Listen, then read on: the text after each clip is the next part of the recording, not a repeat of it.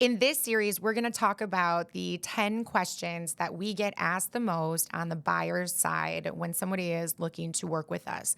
So, I have been in the business for almost, I don't even know, over 20 years. I stopped counting at this point. It's like my birthdays.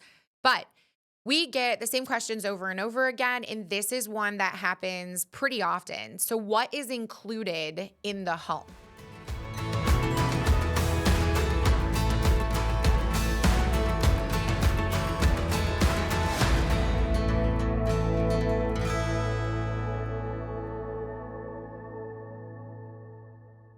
Often, there are items inside of the property that buyers want to buy that cannot be included inside of the purchase agreement. So, you can't just mortgage somebody else's sofa. That's not how it works.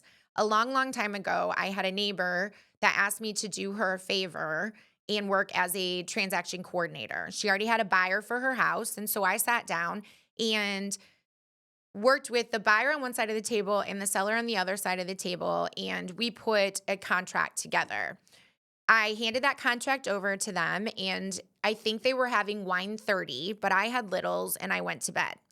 So, about 2 weeks later, I get a phone call that the contract that I wrote has been kicked back from the lender, and both buyer and seller are pretty upset. Something is wrong inside of the contract and it won't work. So I said, please send me over the contract so that I can review it, thinking something must have changed between when I left the property and wine 30. Inside of the contract, they had written in a hot tub and multiple furnishings that were inside of the house. So it was kicked back because, again, you can't mortgage somebody's sofa. So whatever is on the contract from an appliance standpoint, so you want if there is a dishwasher, a refrigerator, a washer, a dryer, chest freezers are one of those things that get left out a lot. A buyer sees a chest freezer and assumes that it is going to be a part of the sale. It's in a garage or a what people call a beer fridge in the garage. Every single appliance that you are intending to have convey when you purchase the property needs to be included inside of the contract. Appliances are fine, things that are affixed to the property are fine.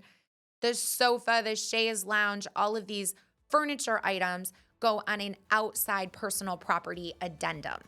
So those are things that you're buying just like going up and buying somebody's lawnmower. They are not attached to the property that you are buying.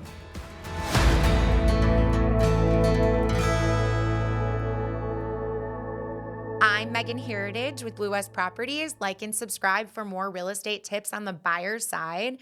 Thank you so much for your time today. You can reach us at bluewestproperties.com or on my cell at 616 581 2241.